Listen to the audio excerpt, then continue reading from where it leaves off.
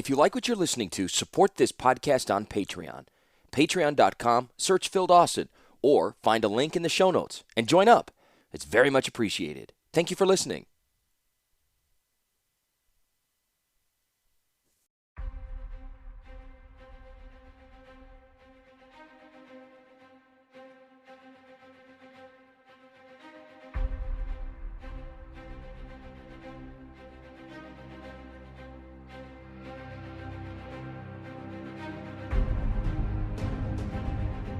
Chapter 16, Aftermaths.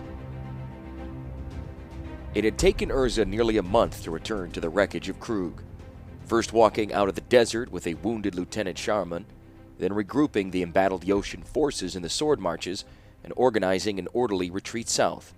The sword marches fell behind them and most of northern Yosha as well. There was nothing left there to fight for and nothing to sustain an army. The Falaji hurried their flanks but left them alone. Urza's forces got within 2 days' flight of Krug, which was still in enemy territory. The prince consort and de facto ruler in the continued absence of the queen took a trio of ornithopters to the wreckage. Mishra, now known to the Yoshins as the Butcher of Krug, had abandoned the city, and his dragon engines left little standing. Their massive walls themselves had been left untouched, though their mighty gates had been worked from their hinges and splintered. Everything within the walls had been burned, and that which resisted burning had been crushed beneath the dragon engine's treads. A gray rain of ashes and dust fell on the city for 3 days after the razing. There was little looting afterward because there were little to loot.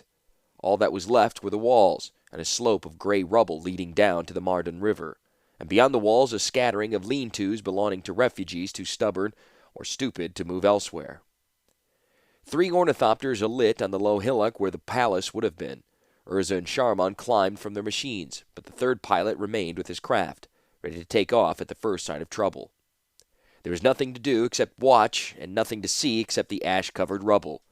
Urza stood in one spot, then moved a few feet over, then moved to a third location. Occasionally he picked up a bit of rock, let a handful of soot sift between his fingers. It seemed to Sharman that the ruler was trying to imagine what building stood there and where he would be within that building. There was a great pile of rubble that had been burned, blasted, and then cleared. At first Sharman thought it had been a great court, but he soon realized that it was the site of Urza's orniary that had been scraped down to the bedrock. Urza stood in the dead center of the cleared circle and knelt down, putting his hands over his eyes. There was not even any rubble left for him to touch. People began to drift in from the gates. Sharman tensed for a moment, but he realized these were little more than Yoshin refugees from the camps outside. Leaving Urza to his revelry, Sharman went to meet them. Sharman had been in Krug a handful of times, the first when he received his flight training. It had been an amazing city to a boy from the eastern provinces, a boy who had been given a ride in an ornithopter when Urza flew to Korlinda. Now that was a lifetime ago, and mighty Krug was a dead ruin. Sharman went and talked to the refugees, then returned to where Urza stood, a young boy in tow. "Sire," he said gently. "And I always accused my brother of not finishing anything," said Urza softly. Then his eyes focused, he turned to Sharman. Once more the chief artificer. "What?" "There are people here," said Sharman. "They want to know what to do." "Do?" said Urza. His voice sounded strangled. "What can they do? Tell them to head south or east or west or wherever they think they can find safety. Tell them there's nothing for them here." "Perhaps it would be better if they heard it from you," said Sharman. Urza looked at Sharman. "And say what? That I'm sorry I failed them? That I'm sorry I wasn't here for them? That I'm sorry that my brother fooled me? That I'm sorry that my wife and my apprentice and my work are all gone?" Urza's voice rose as he spoke, and Sharman wondered if the chief artificer would weep.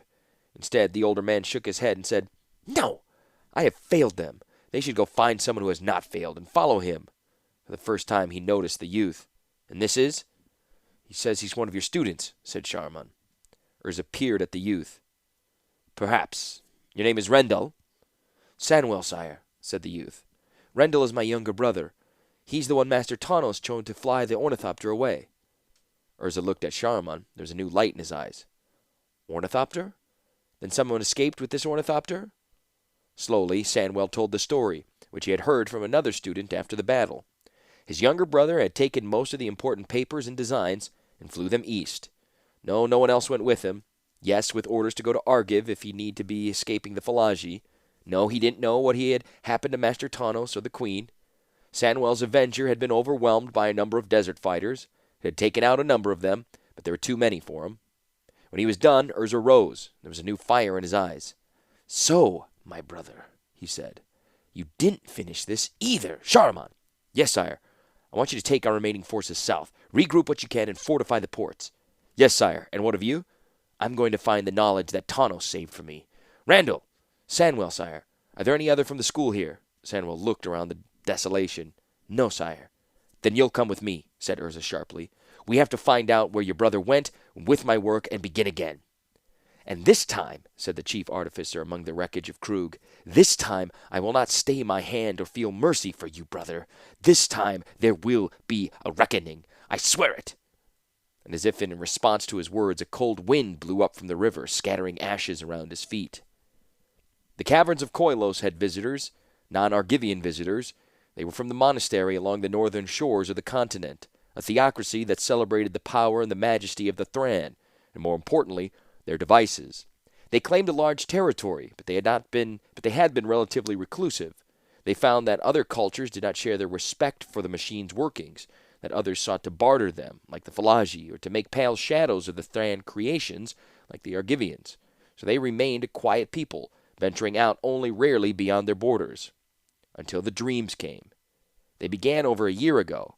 First one brother, then another, then a third, all consumed by the same vision, a world of machines far beyond the abilities of the Thran, living engines of steel and cable, of indestructible hearts pumping vital oils through the body, steel leaves and sawtooth grasses, a world that rained oil and bloomed with mechanism. In short, paradise. And the dreams enraptured the dreamers with its siren call, urging them to leave their lands, to come to the center of the dream, and to work miracles there at the center. Under the urgings of the dream, the Brotherhood of Gix responded. 24 of the most trusted brothers, those who had served the cause of the machines most devotedly, left their homes and headed south. They avoided the Malpari tribesmen who regularly raided their lands, but a few fell to the dangers of the desert itself, exposure, heat, and bandits. Only 12 arrived at Koilos a year later, and they were an emaciated lot, dressed in wind-blown rags and possessing a wide-eyed, fanatical expression. As they traveled, the dreams grew stronger in them. The dreams showed them the canyon that would lead them to their goal, and that cavern that they would find there. They pulled out ancient stones that glowed of their own light and journeyed within the cave, stepping around the wreckage of ancient machines that had been tested and found insufficient in the eyes of their great machine god. At last they stood before the great machine. They took their gathered light stones and placed them within the machine as they had been instructed by their dreams, and passed their hands over the mysterious book of glyphs. The fact that they could not read the glyphs bothered them not. The only thing that mattered was the dream, and the dream told them what to do. The monks of the Brotherhood of Gix were not surprised when the lights of the cavern flickered to life around them, nor when the machines themselves began to sing, communing with each other and singing praises to their god. Delight flickered on the faces of the Gixians, knowing that their dreams were about to become reality. A great disk formed in the middle of the air, like an oil puddle that had been turned on its side. It shimmered with a rainbow of colors not found on this earth, for theirs were rather the colors of dreams.